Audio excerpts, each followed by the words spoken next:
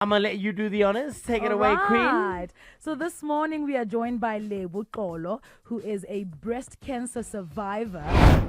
Yeah. It's a lot. The whole journey is, especially on your mental health, hey? It's very taxing on your mental health. But initially, I think the hardest part was definitely chemo. First of all, stay off Google. Please do not get yourself stressed about Google because there's so much information. Breast cancer is not just, there's not one type of breast cancer. So your diagnosis is different from the next person and the next person. Your mornings with Malume Tap. Of course, we got a big guest in studio. Yes, sir. I'm going to let you do the honors. Take it away, Queen. So this morning we are joined by Lebo Xolo, who is a breast cancer survivor. And to many of us, breast cancer is the most common cancer in women of all races, with a lifetime risk of 1 in 26 in South Africa, right? And according to the 2022 National Cancer Registry, both breast and cervical cancer have been identified as a national priority, with increasing incidences occurring. Now, this Breast Cancer Month, we are observing the increased awareness of the disease and how funds are being raised for research into its cause, prevention, diagnosis, treatment, as well as cure. Now we speak to Lebo. Good morning, Lebo. Good morning. Don't be shy. Come closer, come closer to the microphone. Give me another good morning. Good morning, everyone. Now we're going to speak to you about being a breast cancer survivor. Let's start with this. Maybe you could share a little bit about your diagnosis story, and then how did it feel initially? What was that initial reaction like after the diagnosis? Okay, so maybe let me just introduce myself shortly. I'm Lebo Xolo. I am a mom of two. I'm a wife. I am an engineer by profession and breast cancer survivor. So I was diagnosed in August last year, right? So freshly new, and I just felt a lump on my left breast. So I felt that, and I walked around the house like, hey, anyone who cared to feel it, can you feel anything? Can you feel anything? So I eventually went to a doctor, consulted, and I was then referred for a mammogram and then a biopsy. And we knew immediately. I mean, I could see the look on their faces that, there is something. And that being the doctors. That being the doctors and everyone who's doing the scans. But it was a life-changing moment, They did say they're going to make sure that I get the results within 2 days. It's usually 5 days, but because of what they saw, they just decided that they're going to expedite that so that I can just start with the journey.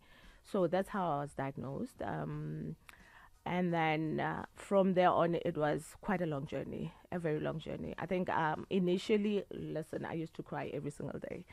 Every single day, I would wake up. I think it's quite shocking for anyone to know that you've got cancer. It's always very far from you. You hear about people with cancer. We don't have cancer in the family. So for me, I was the first one, and it was quite shocking. So crying every day. For the entire family? For the entire family. I mean, how did they take the news? Literally. My husband, very supportive. I mean, from the diagnosis, he drove from Durban. He's a DJ. He came running from Durban to make sure that I'm not alone in hearing the news, because we suspected that obviously it's going to be bad news. But from the day of diagnosis up until, treatment, every single chemo, he was there. He drove me to chemo. Every single radiation, he was there. Every single step of the way. And my extended family, my brothers, my sisters, they were so supportive. They threw me a party when we started this whole journey, saying, listen, we are going to get out of this. It's not your battle. It's for all of us. And so, that's how my journey was. What would you say were some of the most challenging moments during your treatment? If you could just walk us through that whole process, undergoing your surgery, your chemo, your radiation. It's a lot. The whole journey is, especially on your mental health, hey? It's very taxing on your mental health. But initially, I think the hardest part was definitely chemo. Chemo, you will have conversations with God at that time, because it's just you. Nobody else can feel your pain. How soon do you start the chemo? after the diagnosis? So the first month is literally test, test, test. You know, Sure. has it spread? Where is it? How are we going to treat it? And remember, everyone's treatment plan is different. Yeah. So they have to tailor make a treatment plan for you. So the first month really was just up and down, tests, PET scans, and all of that. And then when they found out that it had spread, then it was like, okay, definitely you need to start with chemo. So my treatment plan started with chemo.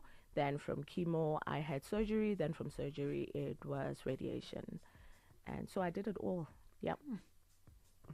How did you how did you pull through? Here we are with you as a survivor, 14 months on from the Yeah. diagnosis. But I mean, were there? You said you had conversations with God. Were there? do. Were there any other sort of things you had to do mentally to get by, or was it day by day? You know what? And naturally, I'm an anxious person, so I suffer from anxiety. So you can imagine on top of that, right? So it does affect your mental health, like I'm saying. But your mind amazingly protects you. Your mind kicks into survival mode. You get to a point where you're like, you know what? My kids are going to have a mom. I'm going to be there. I'm going to fight. And so you just fight. So I don't remember some of the stages, especially through chemo. I know it was hard, you know, but my mind was really protecting me, and it was doing everything that it had to for me to get to where I was. You mentioned that you had a very strong supportive system. Your did. family, they throw you a little party to say, hey, we are behind you. Your husband was always there as well. And that speaks to how healthy, you know, you are when it comes to your family in terms of their relationships. How would you describe what would be the perfect support structure for somebody who's going through this kind of a phase, going through, you know, the therapy, the Yeah. chemo, the radiation? What would look like a perfect support structure? I think, first of all, you need someone to talk to all the time. So if you have an immediate family that you can confide in to start with, because the initial stage, all you think about is death, like I'm saying. So you need people who are positive, people who are going to say, listen, if you can't fight, we're going to fight for you. So for me, mine was my husband. You know, every time I cried in the middle of the night, he was just there, and he's like, we're going to get through this. You're going to get through this. I needed to hear that over and over and over. And extended family, I mean, they pitched in so much, you know, when it came to food, making sure that my kids are okay. My husband is supported. They just rallied around me, you know, even finances. You know, my brothers would be like, hey, give Yeah. us your bank account. Let's put money Yeah. there. I wanted to also ask about that. What are the major costs that are associated with this kind of treatment? I mean, does medical aid or insurance pay for it? Does it impact your out-of-pocket expenses? Yeah. It doesn't seem like something that's easy to overcome financially. It's not easy, but I was blessed in that, and I pray that everyone gets that support, you know, financially. I think I'm on medical aid, and it helped because they have out of savings that's just dedicated to your oncology, you know. So Yeah. oncology costs, they will upfront give you whatever amount, a lump sum. But these costs are so high that at some point you run out, and so you have to top it up. But medical aid will say, no, we'll contribute 80% going forward, and then you get to do the 20%. Even that 20% is, Yeah, is yeah. hefty. You know, it's in the thousands, so it's still something. But there's definite, and also going forward, like right now, I'm on treatment for the next 5 years. So that is just to make sure that we don't have a recurrence or anything like that.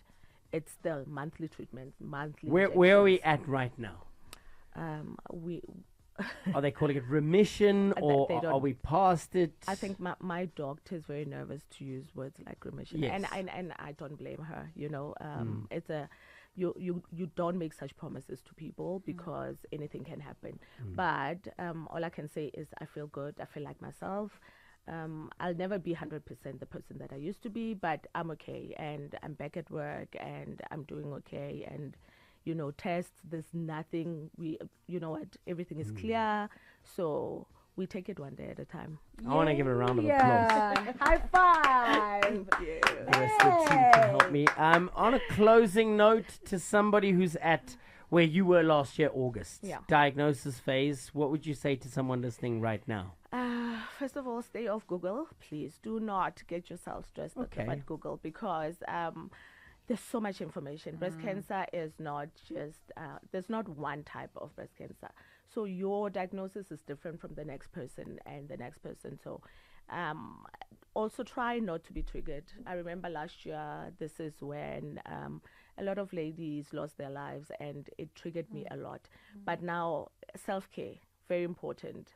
You know, protect your space, make sure that you listen to your doctors, and your journey is totally different. You just need to be positive and just know that you can get through this. I did, so can you. Love that. Fantastic. All right. Well, thank you for joining us and sharing your story. We will put her handles up if you want to go and check her out and follow the journey. But congratulations, and happy to hear that you're back at work, that you're feeling good, that you're feeling strong. That's the important thing, right? Thank you.